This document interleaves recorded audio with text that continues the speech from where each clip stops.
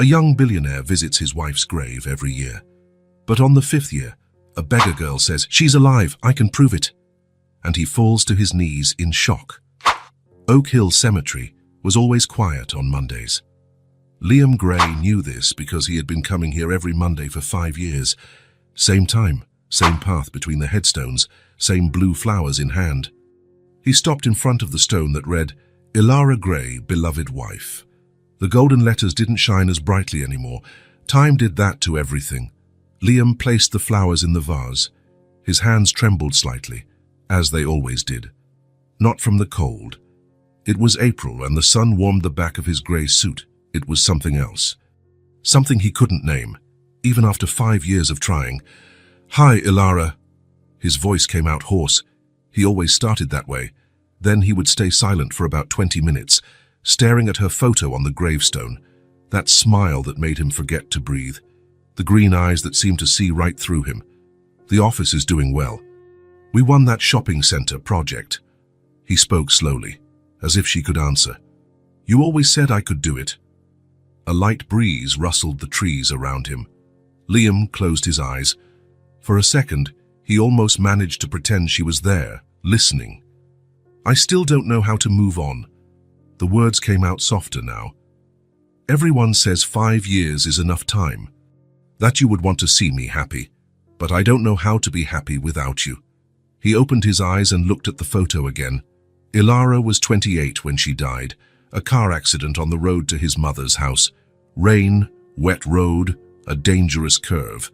Her car was found in the lake the next day. The body? Never found. No body, no way to be sure, the police had said at the time.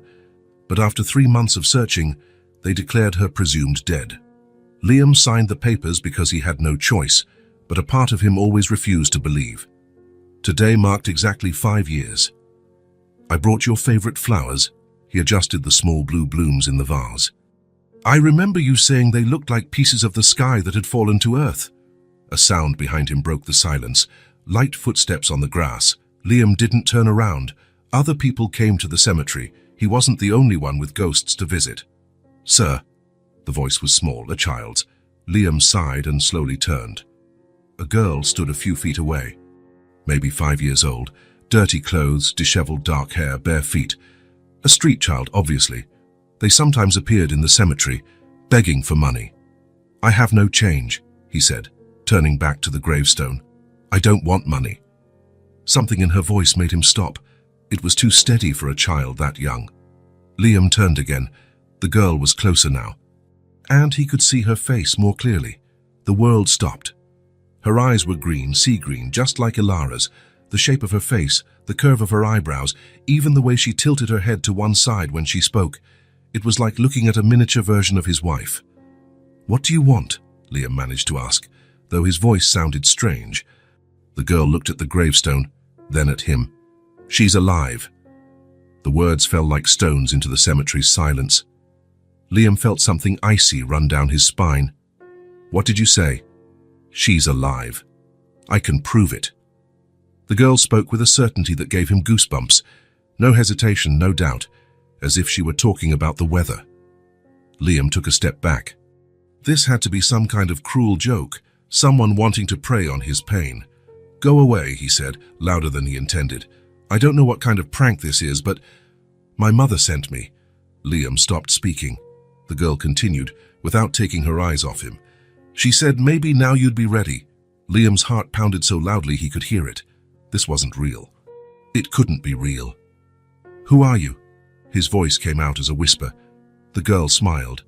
Ilara's same smile. Liam felt his legs give way. "My name is Isa." "Isa." He repeated the name as if it were a foreign word. "And she's my mother." Isa pointed to the photo on the gravestone. "She's told me so much about you." Liam looked at the photo, then at the girl. The resemblance was impossible to ignore, but it made no sense.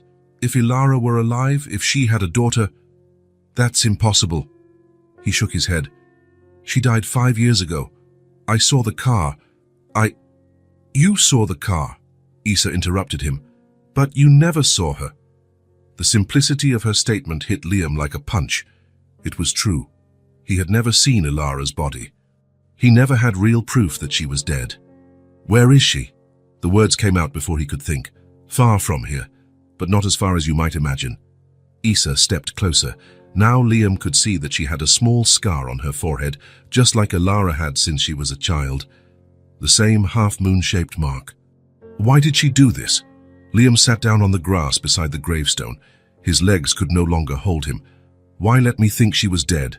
Issa sat beside him, her dirty clothes contrasting with Liam's immaculate suit. She'll explain everything to you when you meet. And when will that be? Issa didn't answer. Instead, she reached into the pocket of her torn pants and pulled out something small and folded. A photograph. She sent me to show you this. Issa carefully unfolded the photo and held it out to Liam. His hands trembled as he took it. It was Ilara, older than he remembered, with a few grey strands in her dark hair, fine lines around her eyes. But it was her, smiling at the camera, holding a child on her lap, a child who looked exactly like Issa. Liam felt something warm slide down his face, tears he hadn't cried in years. She's real, he whispered. She's really her. Mother said maybe now you'd be ready, Issa said softly. Ready for what?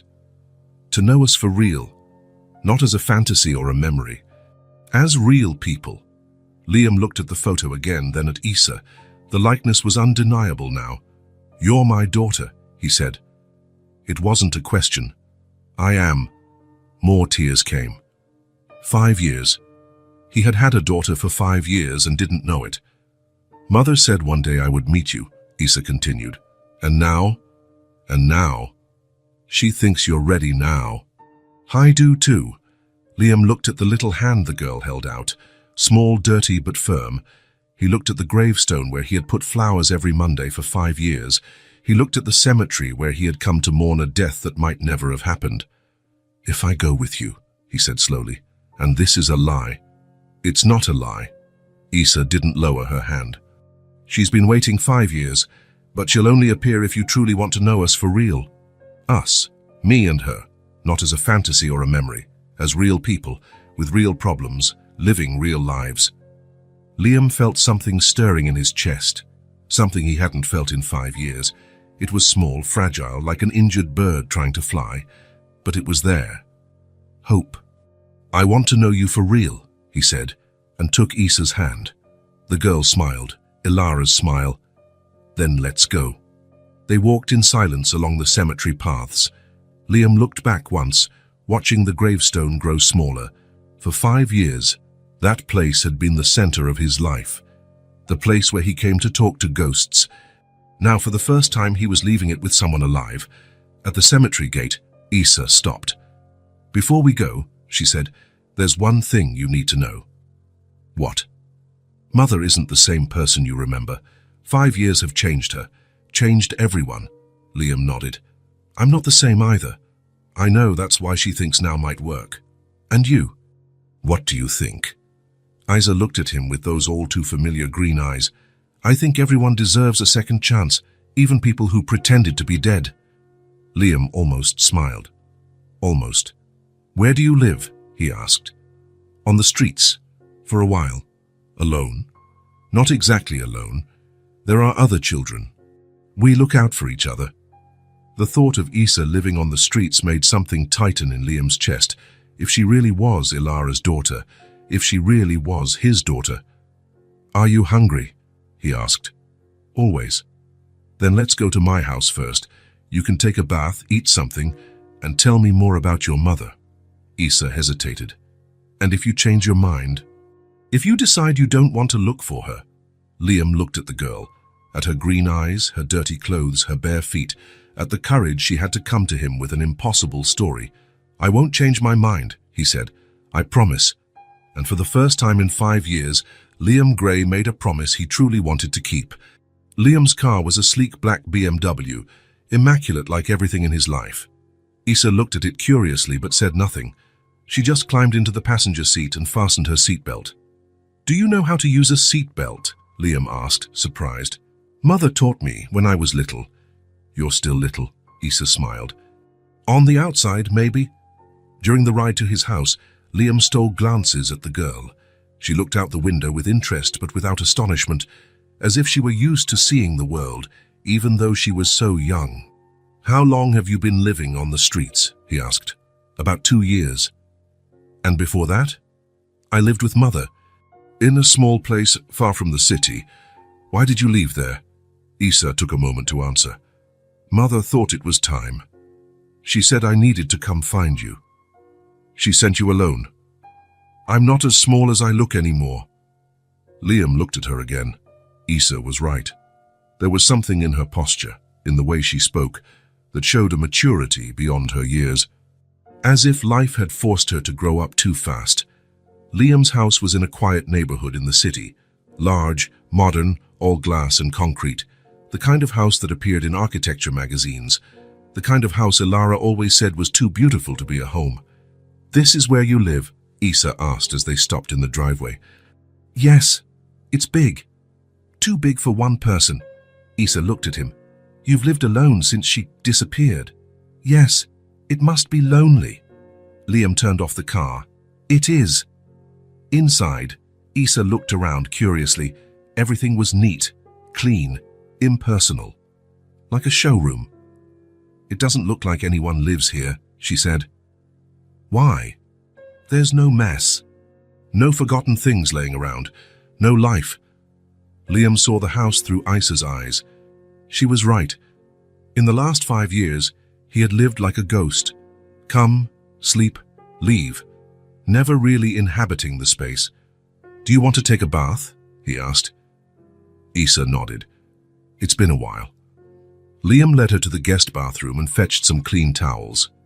He looked for clothes that might fit her, but everything was far too big. "For now you can wear this shirt," he said, handing her a basic white t-shirt. "Tomorrow we'll buy clothes that fit." "Are you sure?" Issa asked. "That you want to help me?" "I'm sure." While Issa bathed, Liam went to the kitchen. It had been a long time since he cooked for more than one person. Actually, it had been a long time since he cooked at all. He usually ate sandwiches or ordered in, but today was different. Today he wanted to make something special. He found eggs in the fridge, bread in the pantry. He decided to make scrambled eggs with toast. Simple but made with care. When Issa came downstairs, she was wearing his shirt like a dress. Her dark hair was clean and shiny, displaying curls that reminded him of Ilara's. Without the dirt, the resemblance to his wife was even more striking. "You look so much like her," Liam said without thinking. "Everyone says that." Issa sat at the kitchen table. It was a large lightwood table that normally sat empty. With her there, the space felt less cold. "Tell me about her," Liam said, serving the eggs. "How is she? What does she do?" "She works at a small school. She teaches children to read. She always loved books. She has many. She reads to me every night." Liam felt a pang. Ilara reading to her daughter every night. A simple, beautiful routine he never got to see. "And is she happy?" Issa chewed slowly before answering. "She smiles, but sometimes she's sad." "Why?" "She'll explain when you meet." "When will we see her?" Liam asked. The thought of Ilara watching him from afar all those years was both comforting and disturbing. How many times had she seen him in the cemetery? How many times was she close but chose not to appear? "When will we see her?" Liam asked again. "When you want? She's waiting." "Then why not now?" Issa studied him with those penetrating green eyes. "Are you sure that you're ready to see her again?" "I'm sure." "Then we go tomorrow. Today you need to rest, and so do I." "Are you tired?" he asked Issa. "A little." "Do you want to sleep here tonight?" "Tomorrow we'll decide what to do." Issa hesitated. "Are you sure?" "I'm sure. There's a guest room upstairs. You'll be comfortable." Later, after tucking Issa into the guest room, Liam stood at the door watching her sleep. She was curled under the covers, breathing softly and deeply. If she really was Ilara's daughter, his daughter, then he had lost 5 years of her life. 5 years he could never get back. But maybe he could reclaim their future. For the first time in 5 years, Liam Gray went to sleep with something other than sadness in his heart. He went to sleep with hope. And in the next room, A 5-year-old girl slept peacefully, knowing her mission was just beginning. Morning arrived slowly at Liam's house. He woke early, as he always did, but this time it wasn't just habit, it was anxiety. There was a child sleeping next door, his daughter. Liam crept down to the kitchen without making a sound. He made coffee as he did every day, but today he also took orange juice from the fridge. A child would like juice, he thought. He didn't know much about children. In fact, he didn't know anything about children. The sound of bare feet on the stairs made him look up. Issa appeared at the kitchen door, still wearing his shirt as a dress. Her hair was messy on one side, as happens when one sleeps deeply. "Good morning," she said, her voice still husky from sleep. "Good morning. Did you sleep well?" "Better than I have in months." Liam felt a pang in his chest. Months. She had been on the streets for 2 years, but the last months had been worse. "Do you want breakfast?" he asked. "Do you have food?" The simple question hit him like a punch. Of course he had food. His fridge was always full, even if he rarely cooked. But for Issa, having food wasn't guaranteed. "Yes, I have. What do you like to eat?" Issa shrugged. "Anything. I'm not picky."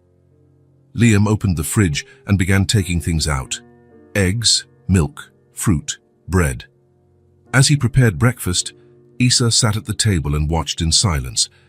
"Did you always live in this house?" she asked. "No. I bought it after your mother disappeared." "Why?" Liam stopped stirring the eggs. "The house where we lived held too many memories. I couldn't stay there." "You sold the house where you were happy." "Yes, I sold it." Issa was quiet for a moment. Mother always talked about that house. She said it had a small garden where she planted flowers. It did. She loved that garden. She still loves planting. Where we lived, she always found a way to have plants. Liam placed the scrambled eggs on Issa's plate. She looked at the food as if it were a treasure. "You can eat," he said softly. Issa began to eat slowly, savoring each bite. Liam noticed she was controlling herself not to devour everything at once. "When was the last time you ate?" he asked. "Yesterday. A lady gave me half a sandwich. And before that, 2 days before, I found some fruit that fell off a truck." Liam sat in the chair next to her. "How did you survive on the streets for so long?" "We help each other, the children who live there. There are older ones who take care of the little ones." "And where do you sleep?"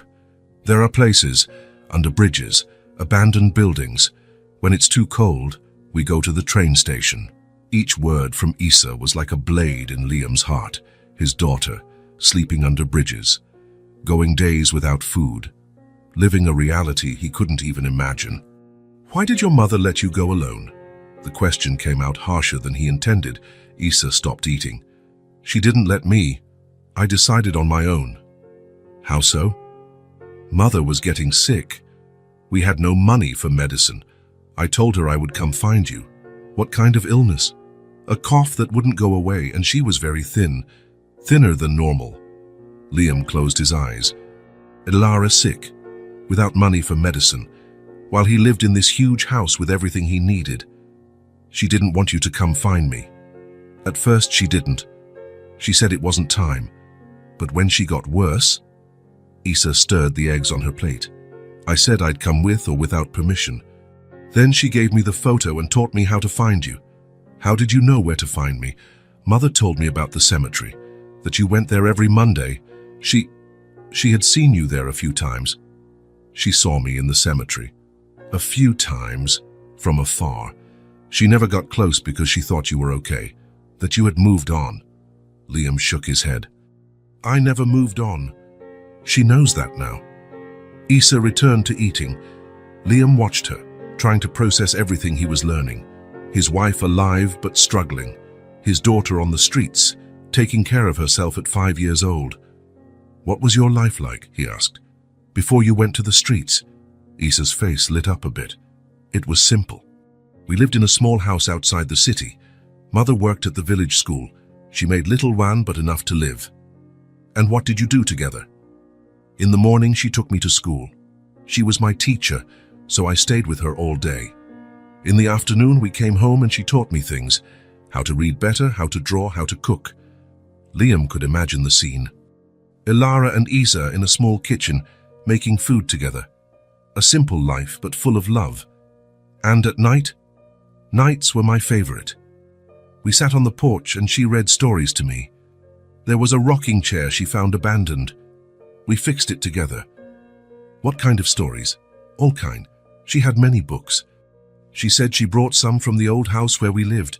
Liam remembered Ilara's books. She had hundreds of them. She always said books were her best friends. Some days we only had bread, but she made it feel like a celebration, Isa continued, a small smile on her face. She would warm the bread in the oven and spread butter. She said it was a queen's feast. Isa's voice grew softer, more tender. Mother always managed to make everything feel special, even when there was almost nothing. Liam felt his eyes burn. Ilara, going through hardships, but shielding her daughter from the harshness of reality, turning scarcity into abundance through love. She talk about me, he asked, all the time. She said you were the kindest man she ever met, that you designed beautiful houses and had gentle hands. Gentle hands? She said your hands knew how to create beautiful things, and that when you held me before I was born, your hands were always gentle on her belly. Liam stopped breathing for a second. She was pregnant when she pretended to die. She was only a few months along. She said she wanted to tell you, but she was afraid. Afraid of what? Isa hesitated. She didn't like talking about it much. She just said she felt small next to your family, that she didn't feel good enough. Liam thought of his mother, Catherine, of her cold ways with Ilara, of her subtle comments about social differences and incompatibilities. Your grandmother didn't like Mother, he said. It was a statement, not a question. Mother said she thought you two weren't a good match. And what else did she tell you about that time? That you loved each other very much, but the world around you made her feel unsafe. Isa finished her meal and pushed the empty plate away. Can I ask you something? Of course. Do you still love her? The question was simple, but loaded with meaning. Liam looked at Isa, at those green eyes that were just like Ilara's. I never stopped loving her, he said. Not for a day. Then why were you apart for so long? Because sometimes people are afraid to fight for what they love, and sometimes they feel like they're not worthy. Isa nodded as if she understood perfectly. Mother always said that love isn't just wanting good for someone, it's also feeling worthy of receiving love back. The wisdom of that 5-year-old child impressed Liam. Ilara had raised a girl who understood things many adults couldn't. Do you miss her? He asked. Every day, but I knew I had to come. She needed help and you were the only one who could truly help. How did you know I would want to help? Because Mother always said you were good, and when I saw you in the cemetery, bringing flowers to her, I knew she was right. Liam hesitantly reached out his hand. Isa looked at it for a moment, then placed her little hand inside his. Thank you, he said.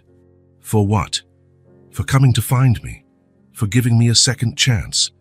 Everyone deserves a second chance, Isa replied. Even people who get scared and mess up. They stayed like that for a moment, hand in hand at the kitchen table, father and daughter getting to know each other gently, carefully, like wounded animals, learning to trust each other. When will we see her? Liam asked. Today, if you want. I want to. Then we'll go. But you have to promise one thing. What? That you won't be angry with her. She did what she thought was best at the time. Liam squeezed the little hand of Isa. I promise. And that you won't try to change everything at once. Mother gets scared when things change too fast. I promise that too, Isa smiled, the first true smile Liam had seen on her. Then let's pack your things. The trip is a bit long. What things? I have no things. Liam looked at the girl. She really had nothing but the dirty clothes she wore when she appeared at the cemetery. Then first we'll buy some things for you. Clothes and shoes. You don't need to. I want to, Liam interrupted. You are my daughter. Let me take care of you. Isa studied him for a moment. Are you sure? More sure than anything in my life. And for the first time in 5 years, Liam Gray felt as if he were exactly where he was meant to be. Not in a cemetery, talking to ghosts, but here in his kitchen, planning a future with his living, real daughter. The silence between them was no longer uncomfortable. It was the kind of silence that exists between people learning to love one another, full of possibilities and hope. Outside, the sun shone brighter than it had in years. The BMW left the city while the sun was still low in the sky. Liam had bought new clothes for Issa at the mall store that opened earlier. A small pair of jeans, a pink t-shirt, white Velcro sneakers. She had chosen everything carefully, touching the fabrics as if they were treasures. Now she sat in the passenger seat, wearing her seatbelt, looking out the window with curiosity. The new clothes made her look more like a child and less like a street survivor. "How long until we get there?" Issa asked as they left the last city buildings behind. "About 3 hours," Liam replied. "In a hurry?" "A little. Mother must be worried." "Does she know you're with me?" "Not exactly. She knew I was coming to find you, but didn't know if you would agree to come." Liam looked at Issa in the rearview mirror. "And if I hadn't agreed? I would have tried to convince you until you agreed." "And if you still said no?" Issa thought for a moment. "Then I would go back to her and we would find another way." "What other way?" "I don't know. But we always find a way." The simple confidence of Issa impressed Liam. At 5 Juin, she had already learned that life required creativity to survive, that when one plan fails, you make another. "Were you always this brave?" he asked. "Mother says yes, that I was born fearless." "Fearless of nothing." "Well, I'm afraid of some things. Storms scare me. And total darkness too." "Anything else?" "Mother getting too sick." Issa's voice dropped. "Sometimes she coughs a lot at night, and I lie awake listening." Liam felt his chest tighten. "How long has she been coughing?" "About 6 months. At first it was little, but it got worse." "And you didn't take her to a doctor?" Issa looked at him as if the question was strange. "Doctors cost money. We didn't have any." Of course. Liam sometimes forgot that not everyone lived like he did, that for many people, seeing a doctor was an impossible luxury. "When we get there, we'll take her to a doctor," he said. "You would do that?" "Of course, she is. She still is important to me." Issa smiled. "I knew you still cared about her. How did you know?" "By the photo, you cried when you saw it." "You noticed?" "I notice everything. Mother taught me to pay attention to people. She says eyes tell more truths than words." They drove in silence for a while. The road was beautiful, passing through green fields and small towns. Issa watched it all with interest, as if seeing the world for the first time. "Can I ask something?" she said after a while. "Sure." "Do you have other children?" "No, just you." "And do you have a girlfriend?" "No." "Why not?" Liam thought of his answer. "Because I could never forget your mother." "Did you never try?" "I tried a few times, but it didn't work." "Mother never dated anyone else either?" "No." "No." She said she had already met the love of her life and didn't need to look for another. Issa's words warmed Liam's heart. Even after 5 years, even amid hardships, Ilara still considered him the love of her life. "What do you like?" Liam asked, changing the subject. "What do you mean? What things do you like to do? Games, activities?" Issa thought for a moment. "Drawing." "What do you like to draw?" "Houses, animals, sometimes people." Liam felt something stir in his chest. "Houses?" "Yes, I draw different houses. Some big, some small, some with gardens, some with porches."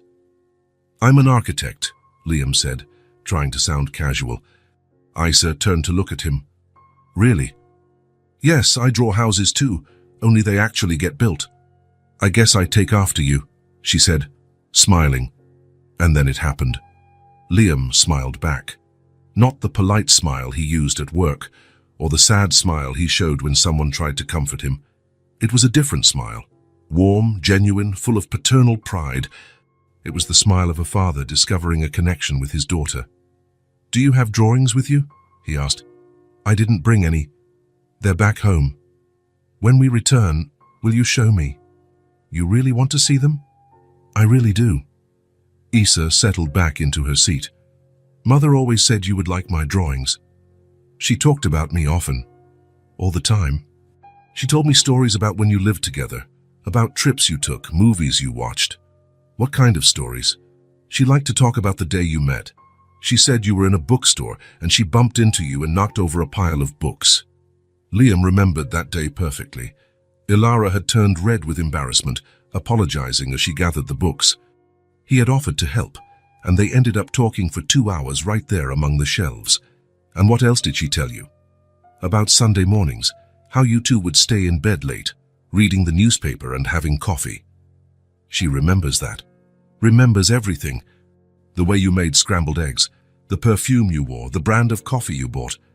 And what else did she tell you about me? That you were kind even when you were angry, that you never yelled, and that you had a special way of looking at her that made her feel like the most important person in the world. Liam felt his eyes sting. She was the most important person in the world. She knows that. That's why it hurt so much to leave. Do you understand why she did it? Isa was silent for a moment. I understand that sometimes people do the wrong things for the right reasons. And what was her right reason? She wanted to protect you. And me. Protect from what? From having to choose between her family and the family you already had. Liam thought of his mother, of the constant pressure, of comments about Ilara not being suitable for the Grey family. I would have chosen you, he said. She knows that now. But at the time, she was scared and pregnant and felt very small. You're very wise for a 5-year-old. Mother says I grew up too fast, that she wanted me to be just a child for longer. And you? What do you want? I want us to be a family, the 3 of us together. The simplicity of Isa's wish touched Liam deeply. It wasn't complicated. She didn't want wealth or luxury. She just wanted a complete family. Do you think that's possible? He asked. I do. If everyone wants it. And do you think everyone wants it? I want it. Mother wants it, even though she's scared. And you. And me. You wouldn't have come if you didn't want to. They stopped at a gas station to fill up and buy snacks. Isa picked a packet of cookies and a juice box. Liam noticed how she held the items carefully, as if they were precious. At the cashier, she was quiet while he paid. Outside, she asked, "Why did you buy these things for me?" "Because you were hungry. But you barely know me." Liam crouched to her level. "I may not know you yet, but you're my daughter. And parents take care of their children, even when they only find out they have children yesterday. Especially then." Isa hugged him suddenly, a quick but tight hug. "Thank you," she whispered. Back in the car, they continued the journey. Isa ate the cookies slowly, savoring each one. Liam realized she still wasn't used to having guaranteed food. "We're almost there," she said as they began to pass through a more rural area. "How do you know?" "I recognize the road. Mother brought me here a few times." "She brought you to see me?" "No, just to see the places you used to visit." Liam looked around. They really used to come to this area on weekends. Ilara liked the fresh air and tranquility. "Are you nervous?" Isa asked. "A little, and you?" "Me too, but it's a good kind of nervous." "How do you mean?" "It's like when you know something very good is going to happen, but you're not sure how it will be." Liam smiled again. That new smile, full of fatherhood. "You're right. That's exactly it." The road began to narrow, passing by small farms and simple houses. The sun was higher now, warming the day. "At the next bend," Isa said, "you'll see the sign for the village." Liam felt his heart race. In a few minutes, he would see Ilara again. After 5 years believing she was dead, he would finally look into her eyes once more. "Do you think she'll be happy to see me?" he asked. Isa looked at him with those familiar green eyes. "I'm sure she will." And when the sign for the small village appeared on the road, Liam knew his life was about to change completely again. This time, for the better. The village was small, dirt roads, simple houses, some children playing in the central square. The kind of place where everyone knows everyone, and life moves slowly. Liam drove cautiously, following Isa's directions. His daughter was restless in the seat, looking around everywhere. "It's there," she said, pointing to a light blue house at the end of the street. "Teacher Clara's house." "Teacher Clara? That's the name Mother uses here, Clara Santos." Ilara had changed her name, of course, to fake her death She needed a new identity. Liam stopped the car in front of the house. It was small, simple, but well cared for. It had a porch with 2 wooden chairs and a small garden with flowers, blue flowers. "She still plants the same flowers," he murmured. "She said they reminded her of someone special." Isa jumped out of the car even before he turned off the engine. She ran toward the house, her new sneakers crunching on the dirt. "Mother!" she shouted. "Mother, I brought him!" The front door opened, and a woman appeared on the porch. Liam felt the world stop. It was Ilara, thinner than he remembered, with shorter hair and a few grey strands that weren't there 5 years ago. But it was her. The same green eyes, the same gentle smile, the same way of tilting her head when she was surprised. Isa ran to her and threw herself into her arms. Ilara hugged her tightly, but her eyes were fixed on Liam. Liam stepped out of the car slowly, as if he were dreaming. Each step toward the house felt like an eternity. Ilara set Isa down and took a step forward, then stopped. As if an invisible wall kept her from moving closer, they stared at each other for long seconds. 5 years of longing, pain, and unanswered questions hung in the air between them. Tears began to spill down Ilara's face, silent, like a gentle rain. "You came," she said, her voice trembling. "She brought me," Liam replied, looking at Isa.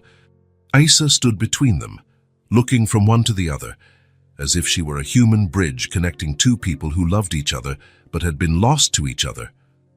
"I told him you were alive," Isa said. "I showed him the photo." Ilara looked at her daughter, then at Liam again. "You believed her?" "At first I didn't. I thought it was some kind of cruelty. And now I'm here." Ilara wiped her tears with the back of her hand. "Come in, please." Inside, the house was even smaller than it looked from the outside.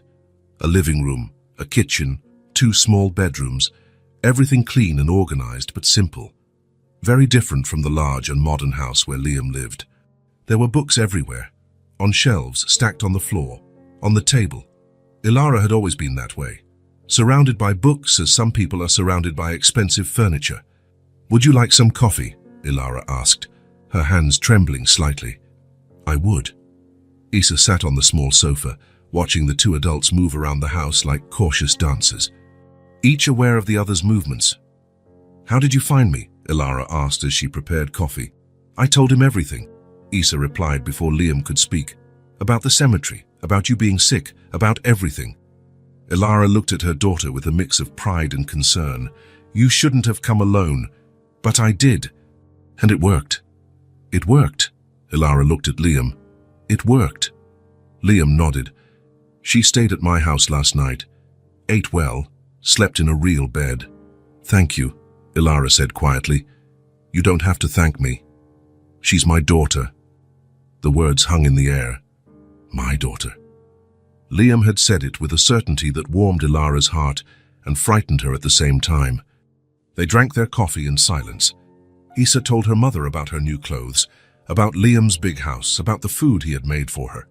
"He made scrambled eggs just like you used to," she said excitedly. "Just the same way." Ilara smiled. "He's always been good at cooking." "You remember?" Liam said. It wasn't a question. "I remember everything." After coffee, Isa said she wanted to show her drawings to Liam. She ran to the bedroom and came back with a folder full of papers. "Look," she said, spreading the drawings on the table. "These are the houses I told you about." Liam looked at the drawings carefully. They were simple, done with colored pencils and markers, but there was something special about them, an intuitive understanding of proportion and space that impressed him. "She has talent," he said to Ilara. "She really does. She's always drawn since she was little." "I think she takes after me," Isa said, repeating the phrase she had said in the car. Ilara looked at Liam, then at her daughter. "I think so too." The afternoon passed slowly. Isa showed him the entire house, told him about the school where Ilara worked, about the friends she had in the village. Liam listened to everything, but his eyes always returned to Ilara. She was different, not just thinner or with different hair. There was a serenity in her that hadn't existed before, as if the 5 years had taught her to find peace within herself. But there was also a fragility. Liam noticed how she coughed discreetly, how she avoided taking deep breaths, how her hands trembled when she thought no one was looking. When dusk fell, Issa said she was tired. Ilara tucked her into bed and stayed in the room for a while, speaking softly to her. Liam waited in the living room, looking at the books on the shelves. Many he recognized. They were books Ilara had had when they lived together. "She's asleep," Ilara said as she returned to the living room. It was a long day for her. For all of us. Ilara sat in the armchair, keeping some distance from him. "Do you want to know why?" "I do. Where do I start?" "At the beginning." Ilara took a deep breath, and Liam realized how much effort it cost her. "I was never accepted by your mother, you know that." "I know. But it was worse than you imagined. She didn't hide that she thought I wasn't good enough for you, that our social difference would end up destroying our marriage." Liam closed his eyes. "She never should have said that to you. But she did, several times, and I began to believe it." "Why?" "You knew I loved you." "I knew that. But love sometimes isn't enough. I felt small in your family, out of place, as if I was always trying to prove I deserved to be there." Ilara stopped to cough, a dry cough that made her bend over slightly. "You okay?" Liam asked, leaning forward. "I'm okay. Just let me continue." "All right. So I discovered I was pregnant. Those were the best and worst days of my life at the same time." "Why?" "Because I wanted so much to tell you. I dreamed of your reaction, of what our family would be like. But at the same time, I was afraid of your mother's reaction, afraid that a child would make everything more complicated, afraid that you would feel trapped." Liam shook his head. "I never felt trapped with you. I know that now. But at the time I was full of insecurities." Ilara stood and went to the window. She looked out at the dark village street. "That day, when I left home, I had decided I was going to tell you about the pregnancy when I returned. I even thought about what I would say." "What happened then?" "The car. On the road, it started making strange noises. Then the brakes failed on a curve." Liam felt his stomach drop. "You were hurt?" "Not much. I got out before the car sank into the lake, but I hid, watching the firefighters arrive. People searching." "Why? Why didn't you come forward?" Ilara turned to look at him. "Because at that moment, watching all that chaos, I realized I had a chance. A chance to disappear before things got too complicated." "Complicated how?" "Liam, I would have to tell your mother I was pregnant. I would have to face pitying looks from your friends. I would have to live always justifying myself, always trying to prove I deserved to be in your life." Liam rose to his feet. "You deserved it. You always deserved it. I know you believe that, but at the time I couldn't believe in myself. Then you took advantage of the accident to pretend you were dead. I took advantage of the scare and vanished. I didn't run from you, Liam. I ran from a world that erased me." Ilara's words echoed in the small room. Liam understood then. She hadn't run from him. She had run from the constant pressure of not feeling good enough. "And then I came here. I got new documents, invented a story about being widowed. I got a job at the village school. I raised our daughter. Alone." "Alone?" They were silent for a moment. The weight of 5 years of absence between them. "Do you know the pain you caused me with your absence?" Liam asked, his voice low but full of emotion. Ilara turned to face him fully. "I know. Issa told me you went to the cemetery every Monday, that you never stopped loving me. Then why didn't you come back?" "Because the longer time passed, the more impossible it seemed. How could I show up after 1 year, 2 years, 5 years? How could I explain that I let you suffer for so long? You were scared. I was terrified, afraid you would hate me, afraid you had moved on, afraid that our daughter wouldn't be welcome in your life." Liam took a step toward her. "Do you know what it's like to hide your daughter because she wouldn't be welcome?" His words hit her like a blow. Ilara covered her face with her hands. "I didn't know if you would want her. I didn't know if your family would accept her." "My family?" Liam laughed bitterly. "Ilara, My family is you and Isa. Always was. And your mother? My mother lost the right to have a say in my life the moment she made you feel unwanted. Ilara looked at him through her fingers. Are you serious? Completely serious. She lowered her hands. Tears streamed freely now. I made a terrible mistake, didn't I? Liam stepped closer. You were afraid. People who are afraid do things they normally wouldn't. Can you forgive me? There's nothing to forgive. You did what you thought was best at the time. But what about you? All that suffering? The suffering is over. You're alive. We have a beautiful, smart daughter. The rest will rebuild. Ilara looked at him as if she was seeing a ghost. Do you really want to try again? I want to spend the rest of my life making up for the 5 years we lost.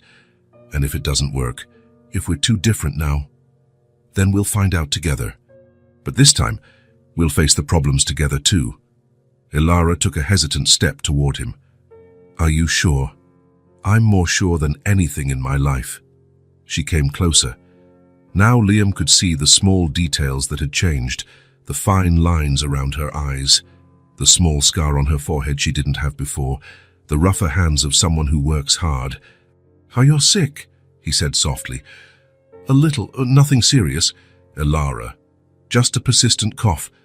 It'll pass. Tomorrow we'll go to a doctor. You don't have to.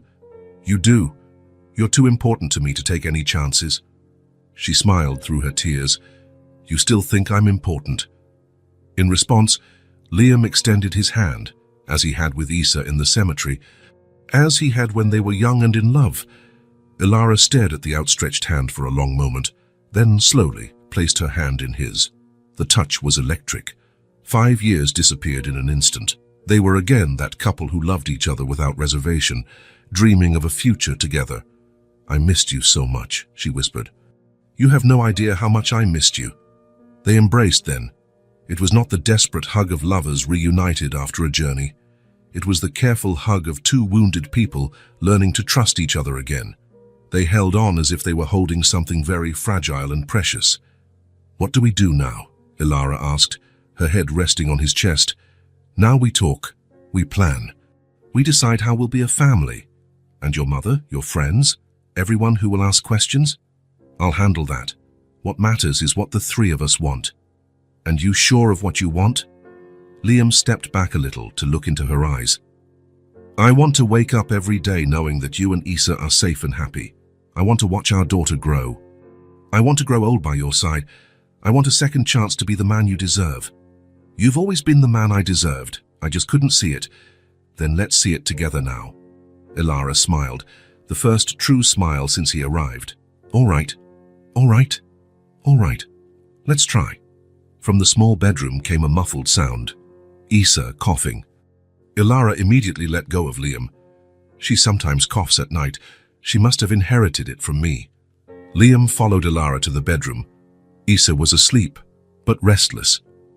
Ilara adjusted the covers and stroked her daughter's hair until she calmed down. She is perfect, Liam whispered. She is. Despite everything, she grew up perfect. Because of you. You did an amazing job. I tried, but it was hard alone. You're not alone anymore. Ilara looked at him. Promise. I promise. They returned to the living room. It was late, but neither wanted to sleep. There were 5 years of conversation to catch up on. Where do you want us to live? Liam asked. I haven't thought about that yet. Do you like it here? I like it. It's simple but peaceful. Isa has friends. I like my job. Then we can stay here, or split time between here and the city. You would do that. Leave your life in the city. My life is where you two are. Ilara gently touched his face. How can you say that after all I put you through? Because I love you, I always have. And now we have a chance to make it work for real. Will it be different this time? It will. Because this time, we know that love alone isn't enough if it's not accompanied by courage. Courage to face those who try to keep us apart. Courage to fight for what we want. And if I get scared again, then you tell me, and we face the fear together. Ilara leaned into him again. I love you so much. I love you too. I always loved you. even when I thought it was best to pretend I didn't. I know. They stayed like that, embracing on the small sofa in the simple house while the village slept around them. Two adults who had lost 5 precious years, but now had the chance to reclaim their future. From the bedroom came Issa's gentle breathing, the living proof of the love they shared. The reason to fight for this second chance.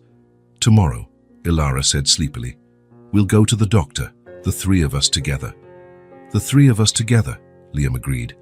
And for the first time in 5 years, he fell asleep not with a sense of loss, but with a sense of completeness. His family was back. Different, marked by time, but back.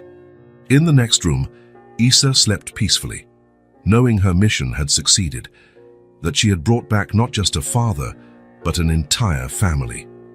The small village house, which for 5 years had housed only a mother and daughter struggling to survive, was now a home where 3 people could finally learn to live again.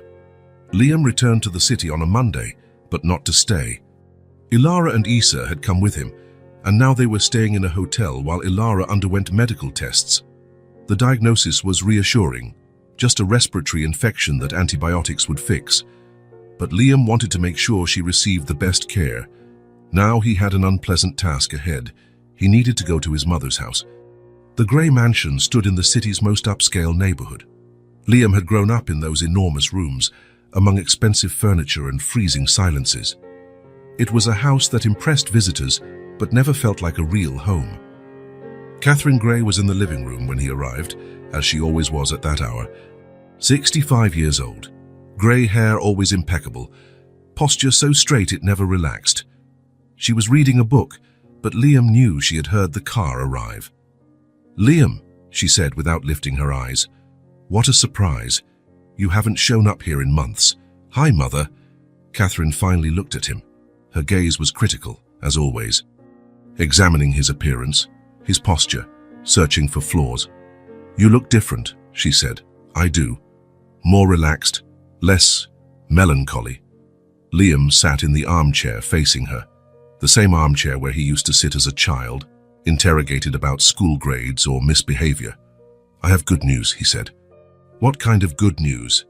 "Ilara is alive." Catherine stopped breathing for a second. The book slipped from her hands and fell into her lap. "What did you say?" "She didn't die in the accident. She's alive, and I found her." Catherine quickly composed herself. She was a woman used to controlling her reactions. "That's impossible. She died 5 years ago. You signed the papers yourself. She faked her own death, and I understand why. You understand?" Catherine straightened even more in her chair. "A woman fakes her own death, leaves her husband suffering for 5 years, and you understand?" "I do, because I know how you treated her." The ensuing silence was heavy. Catherine and Liam stared at each other for long seconds, as adversaries assessing their strength before a battle. "I never treated that woman badly," Catherine finally said. "Never treated her badly. You just made it clear she wasn't welcome in this family. She wasn't suitable for you, Liam. And you know that." "Suitable according to whom?" "According to any person with common sense. You came from completely different worlds." Liam stood up from the armchair. He could no longer remain seated. "So what? I loved her. She loved me. Isn't that enough?" "Love doesn't pay bills, Liam. Love doesn't maintain social standing. Love doesn't build empires." "Empires?" Liam laughed sharply. "What are you talking about?" "I'm talking about the Grey name, about the company your father built, the position our family holds in this city." "And what does that have to do with Ilara?" Catherine rose from her seat as well. Even at 65 now, she was still imposing. "It has everything to do with it. A wife reflects her husband. And that woman has a name, Ilara. Ilara, then. She lacked the education, elegance, refinement required to be a Grey's wife."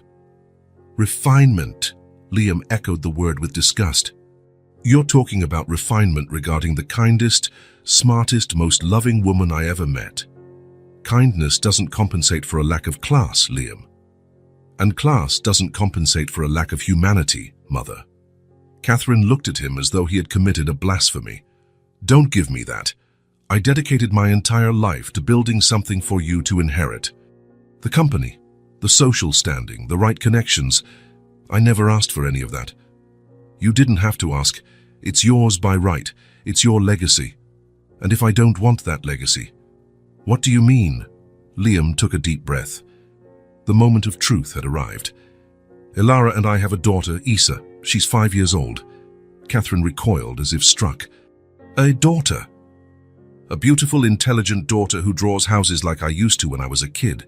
You're sure she's yours? Catherine's question was like a blade. Liam felt anger rise in his chest. Don't you dare question that. Liam, think carefully. A woman who lies about her own death is capable of... Stop. Now, Catherine saw something in her son's face that made her fall silent. Issa is my daughter, and Elara is the woman I love. We will rebuild our family. And where exactly do you intend to live? How do you intend to live? That's none of your business. Of course it's my business. You're my son. You have responsibilities. My only responsibilities are to my wife and daughter. Catherine walked to the window, turning her back to him. Are you going to throw it all away? She asked, her voice lower. That legacy drove me away from the only woman who truly loved me. Liam, be reasonable. Think about what you're doing. I am thinking... For the first time in 5 years, I am thinking clearly. Catherine turned to him again. There was something different on her face. Fear, perhaps. If you do this, if you choose her over the family... Over the family. Mother, Elara and Issa are my family. You know what I mean. I do. And my answer is the same. Catherine approached him. For the first time, Liam saw vulnerability in her eyes. You are my only son, she said, her voice cracking slightly. Liam looked at her. The woman who raised him, educated him, dedicated her life to shaping the man she thought he should be, but who never tried to understand the man he truly was. And yet you lost me, he said calmly. The words fell like stones in the silent, elegant room. Catherine opened her mouth to speak, but no sound came out. You lost me the moment you made Elara feel unwanted, Liam continued. You lost me when you put appearances above your own son's happiness. Liam, I got lost because I wanted to live a life I chose, not the life you chose for me. Catherine sat down heavily on the armchair. For a moment, she seemed smaller, more fragile. I just wanted what was best for you. What's best for me is being happy. And I'm happy with them. And if it doesn't work out, if you regret it, then I'll deal with the consequences. But at least I'll have tried to live the life I chose, not the life you chose for me. Catherine was silent for a long time. When she finally spoke, her voice sounded different, older, more tired. What do you want from me? Nothing. I'm just letting you know I'm leaving. Where to? Away from here, to a place where we can start over without the weight of other people's expectations. And the company. Sell it, donate it, do whatever you want. I never wanted to be part of it. Liam, please think this through. Liam walked toward the door. He stopped before leaving and looked back. You had 5 years to find me, to try to understand my pain, 5 years to support me while I suffered. But you never did. You only cared about maintaining appearances.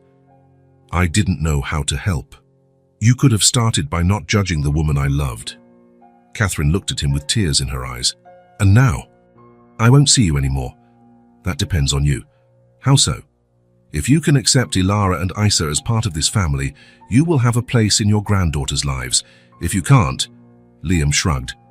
Then you'll have your appearances to keep you company. Liam left the house without looking back. On the steps outside, he took a deep breath. The air felt cleaner, lighter. In the car, he called Elara. How did it go? She asked. Difficult but necessary. Did she understand? She will have to understand, or accept that she lost a son. Are you sure about what you're doing? Liam looked at the mansion where he grew up. Grand, imposing, cold. Then he thought of the simple hotel where Elara and Issa waited for him. Simple, welcoming, full of love. I'm more sure than anything in my life.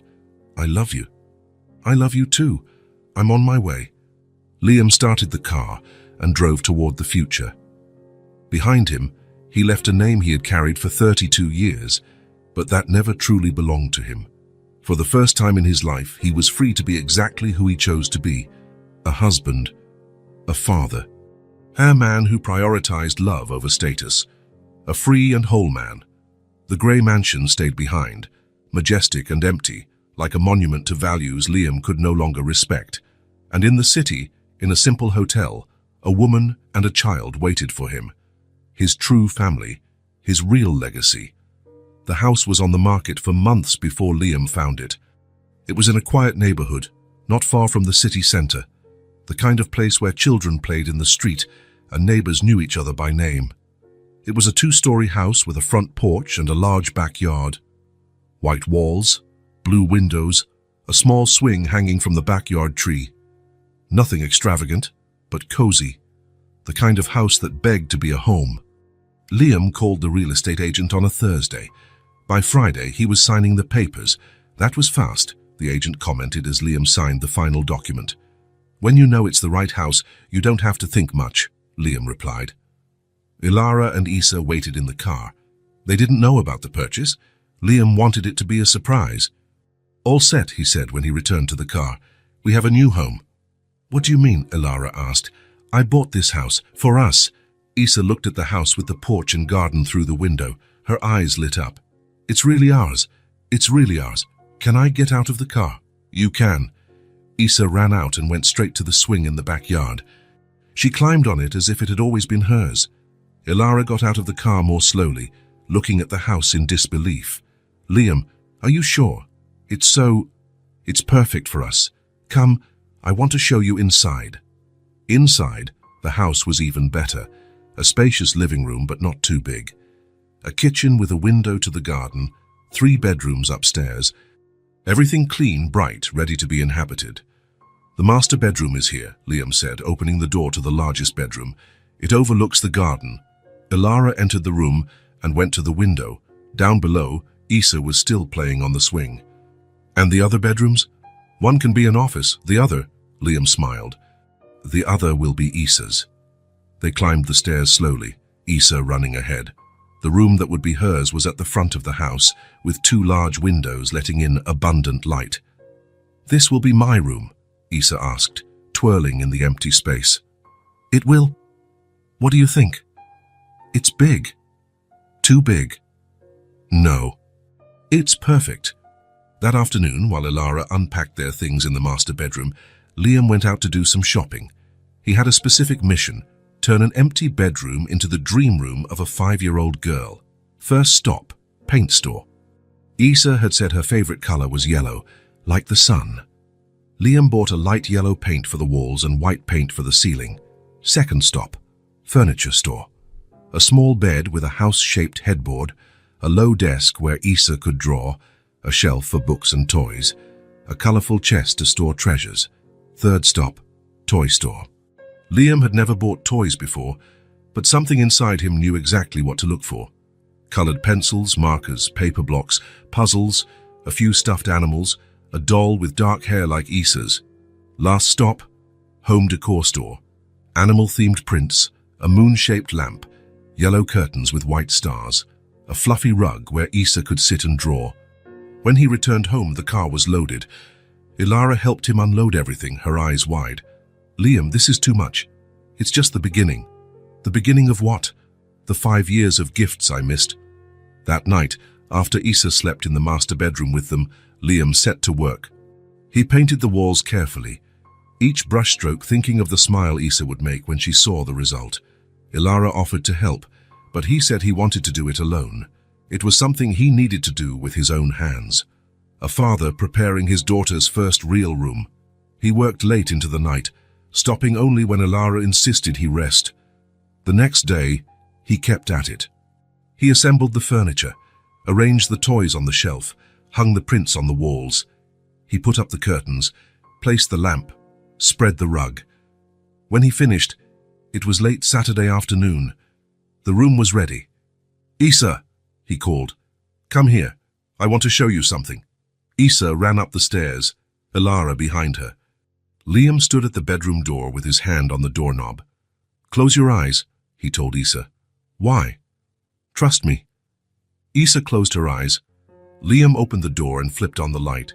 "You can open them now." Issa opened her eyes and stood at the doorway. Her mouth formed a silent, "Oh." The room was transformed. The yellow walls glowed in the afternoon light. The small bed was made up with colorful sheets and fluffy pillows. The desk had paper and pencils waiting. The toys were neatly arranged on the shelf like little treasures. "Is this mine?" she whispered. "It's all yours."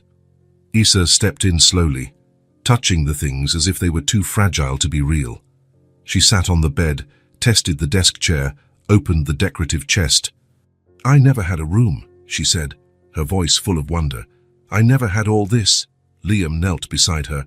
"Now you do. Because you deserve it." "I do," she asked. "You deserve all this and so much more." Issa looked at him for a long moment. Then she threw herself into his arms, hugging him tightly. "Daddy," she said, the word muffled against his chest. Liam felt tears fill his eyes. It was the first time she called him that. Simply, naturally, without hesitation. He didn't need words. His eyes said everything. The love, the gratitude, the promise that he would never let her lack anything again. Ilara stood in the doorway, watching the scene with tears in her eyes. When Issa finally released her hug, she ran to show every detail of the room to her mother. "Look, Mommy, a house-shaped bed, and look at these pencils, so many colors." "It's beautiful, my love," Ilara said. "Your father did an amazing job. Can I sleep here tonight?" "Of course you can." That night, Issa slept for the first time in her own room. Liam and Ilara stood at the door for a few minutes, watching her nestled among the colorful pillows. "Thank you," Ilara whispered. "For what?" "For making her feel special, for showing her she deserves good things. She truly does. And so do you." In the following days, the house came alive. They woke to the smell of coffee made by Ilara, had breakfast together at the kitchen table. Issa ate cereal from a pink bowl Liam had bought especially for her. After breakfast, as Liam worked from home, he had decided to be a freelance architect to have more flexibility. Issa spread herself out on the living room rug with her drawings, paper and pencils everywhere, her tongue sticking out when she was focused. "What are you drawing today?" Liam would ask. "A new house," was usually the reply. "What does it look like?" "Big enough for a whole family, with a porch to sit on and a garden to play in." Liam smiled. Issa was drawing their house. After lunch, it was nap time. Not that Issa would admit to napping. She said she was resting her eyes. Liam carried her to the bedroom, covered her with a blanket, and she slept clutching her new doll. These were Liam's favorite moments. The house was quiet. Ilara napped in their bedroom, and he could work in peace. But he also had to check on Issa, just to make sure he wasn't dreaming, that they were actually here. In the afternoon, when Issa woke, it was time to show her drawings to Liam. She'd come running down with the papers in hand. "Daddy, look what I made." Liam dropped everything to look. He studied each line like the architect he was, but commented with the heart of a father. "This window here is perfect. And look how you detailed the garden. You think I draw well? I think you have a lot of talent, and that you'll be an amazing architect if you want to be. Like you. Better than me." Issa smiled and ran to show her drawings to Ilara. That night, after dinner, they sat on the porch. Issa on the swing, Liam and Ilara in the chairs they had bought for it. They talked about the day, weekend plans, about nothing and everything at the same time. "This house is beautiful," Issa said one of those nights, swinging slowly. "It is," Ilara agreed. "It's ours," Liam said, looking at the two most important people in his life. Ilara looked at him, then at Issa. She saw something beautiful happening between father and daughter. A connection being built drawing by drawing, conversation by conversation, hug by hug. She saw how Liam looked at Issa when the girl wasn't paying attention, with admiration, with tenderness, with a paternal love that grew each day. She saw how Issa sought Liam whenever she wanted to show something important, how she had begun to call him Daddy naturally, without effort. The two of them were a bridge, connecting the wounded past with a hopeful future, healing each other's wounds just by being in each other's lives. You know what I like most about this house? Isa asked. What? Liam and Ilara asked in unison. That it has space for everyone to be happy at the same time. It was a simple observation from a 5-year-old, but it carried a deep wisdom. Liam's old house was large but cold. The little village house was cozy but too small for big dreams. This house was different, large enough to breathe, yet small enough to feel intimate. It had spaces to be together, and spaces to be alone when needed. It was a house for a family. "Can I ask a question?" Isa said one morning while drawing on the rug. "Sure," Liam replied, looking up from his laptop. "Did you always want to have children?" The question took him by surprise. "I did, especially after I met your mother. And now that you have a real daughter, is it how you imagined?" Liam closed his laptop and sat on the floor beside her. "It's better." "Why?" "Because I didn't know I would enjoy seeing you draw so much, or hearing your questions, or discovering how you think. And I didn't know I would enjoy having a daddy so much," Isa said, still drawing. "You didn't. Mother always said you were special, but I thought she was exaggerating because she loved you so much. And now I think she wasn't exaggerating at all." Liam smiled and tousled her hair. "How you're special too, you know. Am I? The most special girl in the world.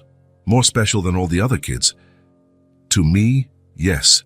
To me, you're one of a kind." Isa stopped drawing and looked at him. "Daddy?" "Yes?" "Thank you for giving me a room." "You're welcome. And thank you for giving me a family. Thank you for letting me be part of your family too." That afternoon, Ilara was in the kitchen preparing dinner when she heard laughter from the living room. She peered around the door and saw Liam and Isa on the floor, both drawing. Isa was teaching Liam how to draw a butterfly. "No, Daddy, the wings have to be symmetrical. Like this. Better. Now draw the antennae. Is this good?" "Perfect. You're learning fast." Ilara leaned against the doorframe, watching. She saw a connection forming that moved her. Liam had adapted to fatherhood as if he had always known how. And Isa had embraced his presence as if he had never been absent. They were a bridge, the two of them. A bridge over the 5 lost years. A bridge between what was and what could be. "Dinner," she called. "We're coming," Isa replied. "Just teaching Daddy to paint first." "Is Daddy learning fast?" Ilara asked. "Yes. He's almost as good as me." "Almost," Liam protested playfully. "Okay, you're good, but I'm still better." "For now," Liam said. "But I'm practicing." "You can practice after dinner," Ilara said. "Let's eat." During dinner, Isa talked about the drawing she was making for Father's Day at school. "I'm going to draw you, me, and Mommy in our new house," she said. "With the garden and the porch and everything." "And what are you going to write?" Ilara asked. "I'm going to write my family is perfect." Liam and Ilara exchanged glances. Perfect was a strong word. They knew they weren't perfect. They were still learning to be a family, still had insecurities and fears. But maybe perfect wasn't about having no problems. Maybe perfect was about having people who love you despite the problems. "And is it?" Liam asked. "Is your family perfect?" "It is," Isa replied without hesitation, "because we have everything a family needs." "And what does a family need?" "Love, a home, and time together." Simple as that. In a 5-year-old's mind, a perfect family was love, a home, and time together. Nothing more complicated. After dinner, they sat on the porch as they always did. The garden was blooming nicely with the flowers Ilara had planted. Blue flowers, like the ones Liam used to bring to the cemetery. "You know what I think?" Isa said, swinging on the swing. "What?" Liam asked. "That we've always been a family. We just didn't know it." "How do you mean?" "Mother always talked about you, you always thought about her, and I always existed.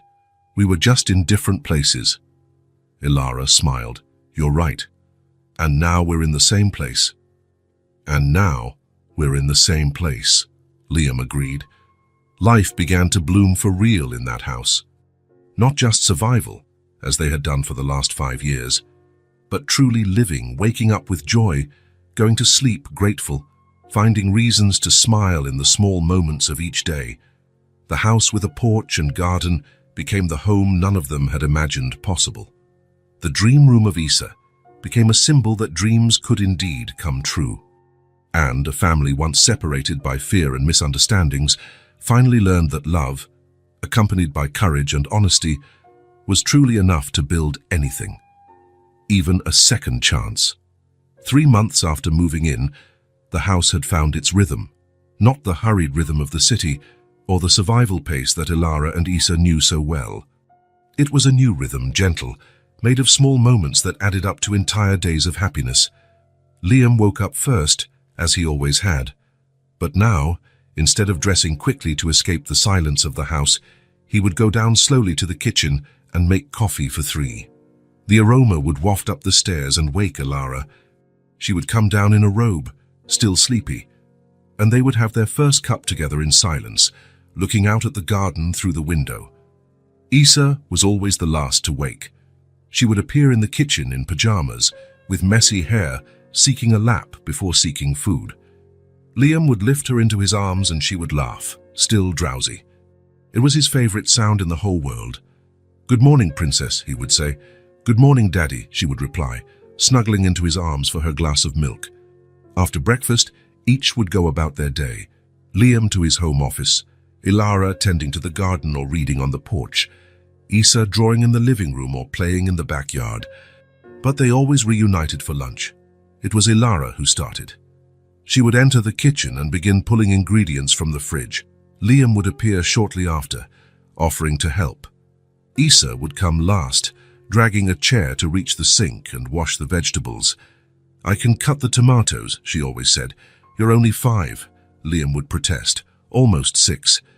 "And mother taught me," Ilara would nod, and Liam would hand Isa the small knife, always keeping an eye on her.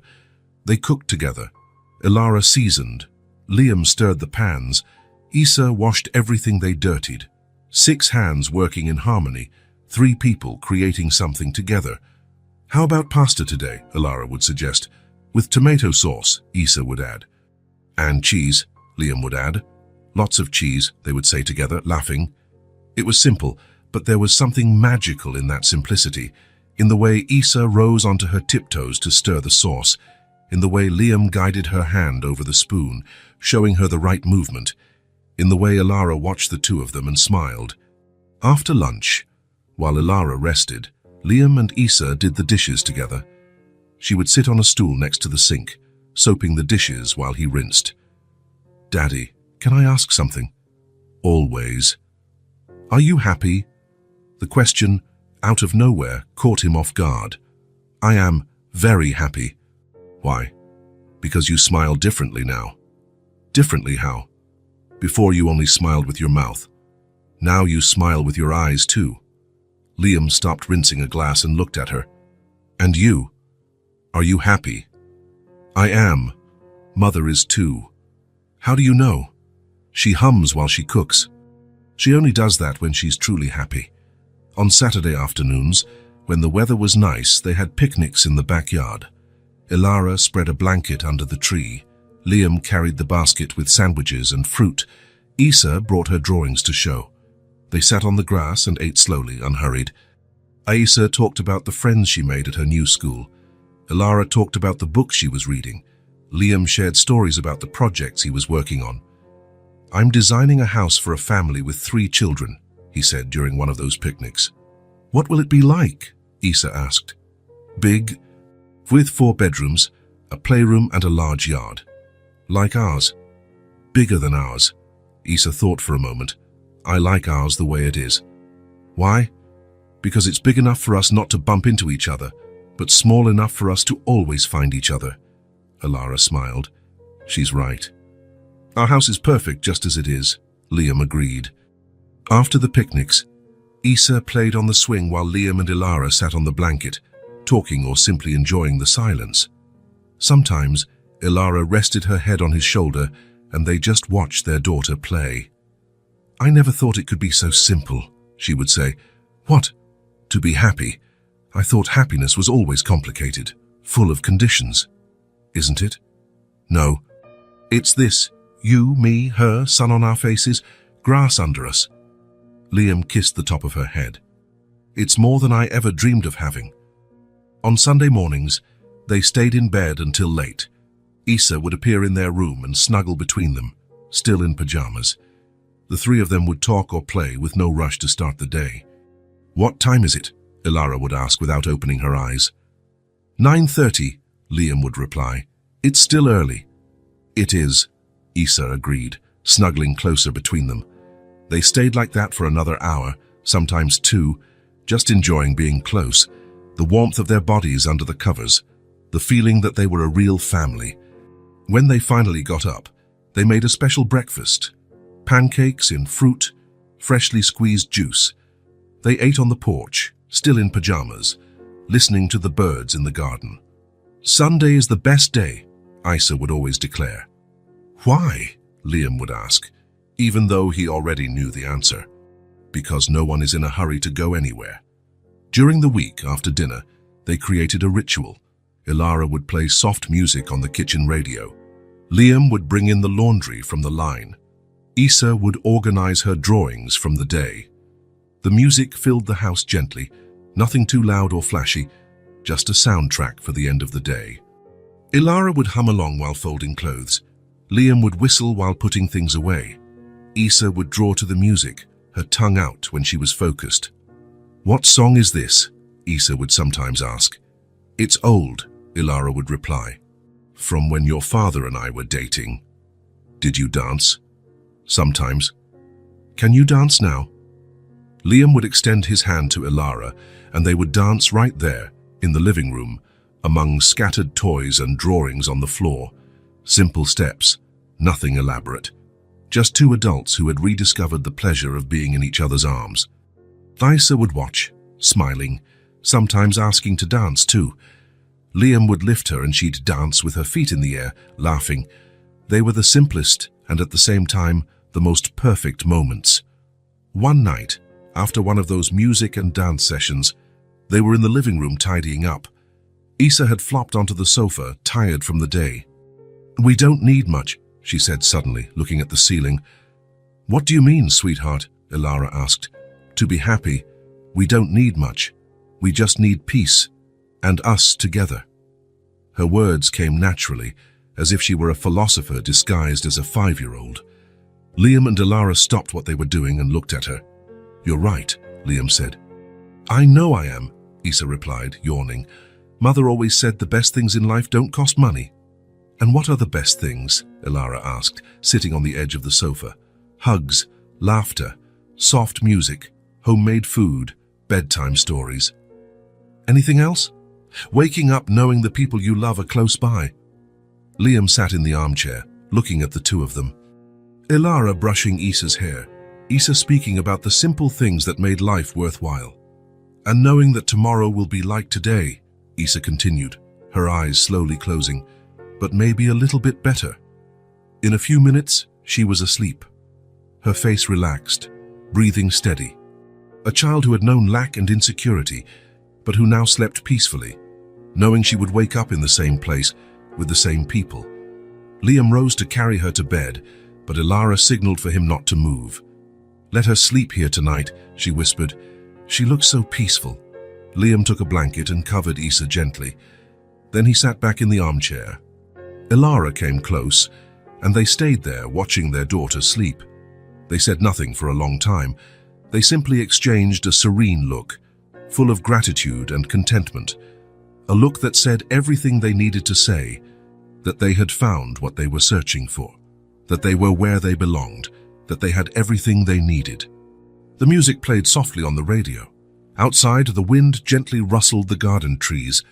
The house breathed around them, welcoming and secure.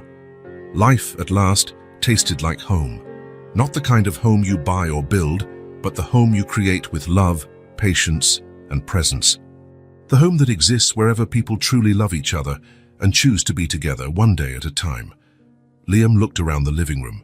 He saw Issa's drawings scattered about, the rumpled sofa cushions, the blanket that had slipped from her lap. He saw Ilara curled up beside him, both of them nearly asleep. It was imperfect and messy and completely ordinary. It was exactly perfect. I love you, he whispered to Ilara. I love you too, she whispered back. And so, in the house with a porch and garden, a family continued the quiet work of being happy, one day at a time, together. It was a Thursday afternoon when the doorbell rang.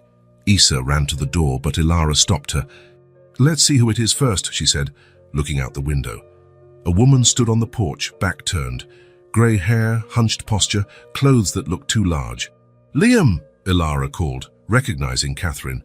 Liam descended the stairs and stopped when he saw his mother outside the window. When he opened the door, he barely recognized her. The woman on the porch seemed smaller, more fragile. She had lost weight and her skin had an odd pallor, but what struck him most was the expression on her face. There was no arrogance, only fatigue. Hi, Liam, she said, her voice softer than usual. Hi, Mother. Catherine looked at Ilara and Isa behind her son. Ilara, she said, nodding. Catherine, Ilara replied, neutral but not hostile. Catherine looked at Isa. And you must be Isa. The girl nodded, half hiding behind her mother. May I come in, just for a few minutes? Liam hesitated, looked at Ilara, who shrugged. You may, he said. Catherine entered slowly, as if each step cost an effort. She looked around the living room, seeing Isa's drawings, Ilara's books, the family photos. It's a beautiful home, she said. It seems so welcoming. Would you like to sit? Ilara offered. Catherine sat carefully. Liam and Ilara remained on the sofa, Isa leaning against her mother. How did you know where to find us? Liam asked. I asked your former partner. And why did you come? Catherine took a deep breath. I didn't come to accuse, I came to ask. The phrase took Liam by surprise. His mother never asked for anything. Ask for what? Catherine looked at her hands. When she lifted her eyes, they were wet. I'm sick, she said simply. The silence was heavy. Isa moved closer to Ilara, who pulled her into her lap. What kind of illness? Liam asked, softer. Cancer. Pancreatic cancer. The doctors say I don't have much time left. Liam felt as though he'd been punched. How long? A few months, maybe a year. Ilara hugged Isa instinctively. And I don't want to spend my remaining time alone, Catherine continued, her voice breaking. Liam looked at her, truly fragile now. Mother, I was wrong, Liam. I was so wrong. Tears began to fall. I spent so much time worrying about appearances that I forgot what truly mattered. She looked at Ilara, then at Isa. I forgot that you deserve to be happy. That love was more important than status. Ilara felt her eyes sting. But I don't want to die as someone who only knew how to push away, Catherine continued. I want to try to be different, if you'll let me.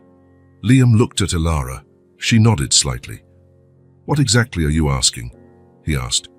For a chance, to truly know my daughter-in-law, to know my granddaughter, to try to be the mother you deserved.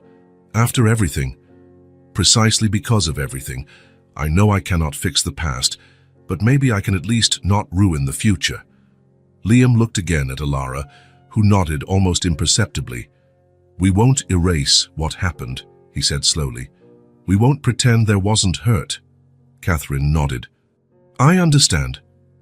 But if you want to stay in it slowly, you can try to be part of this.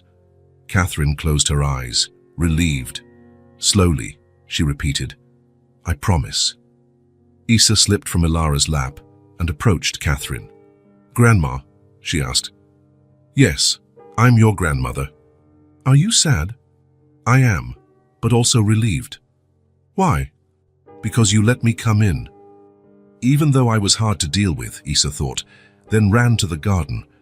She returned with one of the blue flowers Ilara had planted and held it out to Catherine. Everyone deserves love, she said firmly, even those who take a long time to understand. Catherine took the flower with trembling hands. She looked at the 5-year-old who had just offered her more forgiveness than she deserved. Thank you, she whispered. You're welcome. Mother says flowers make people feel better. Your mother is right. Catherine looked at Ilara. Thank you for raising such a wise child. She truly is special, Ilara agreed. May I visit you sometimes? You may, Liam said. So maybe stay for lunch. We prepare lunch with 6 hands here, Issa explained. Now we can do it with 8 hands. Catherine laughed, a sound Liam hadn't heard in years. At the door, she turned one last time. Thank you for giving me a second chance. Everyone deserves a second chance, Issa said. After Catherine left, they stayed on the porch. Issa was in Liam's lap, drowsy. Are you sure about what we did? Ilara asked. I'm not, Liam replied. But our daughter was right. Everyone deserves love, even those who take a long time to understand. And if she can't change, then at least we tried, and Issa will know that we chose forgiveness. Daddy? Issa stirred. Yes, Princess? Do you think Grandma will enjoy visiting us? I think she will. And if she gets too sick, who will take care of her? Liam and Ilara exchanged glances. If she needs us, we'll help, Ilara replied. Good, because that's what families do. They take care of each other. And so, in the house with a porch and garden, a family reunited made room for one more person. Not because it was easy, but because it was right. Because forgiveness was the only way to turn wounds into healing. Life, which already tasted like home, now also tasted like redemption. And rediscovered time, whether much or little, was always enough to start over. The blue flowers in the garden swayed in the night breeze, as if dancing for joy. Flowers of forgiveness, flowers of hope, flowers of second chances. And inside the house, a family slept peacefully, knowing that love, when accompanied by courage to forgive, always finds a way to prevail. If this story touched your heart, subscribe to the channel and turn on notifications so you don't miss the next ones. Leave a like, because it helps this story get recommended to more people. See you in the next story.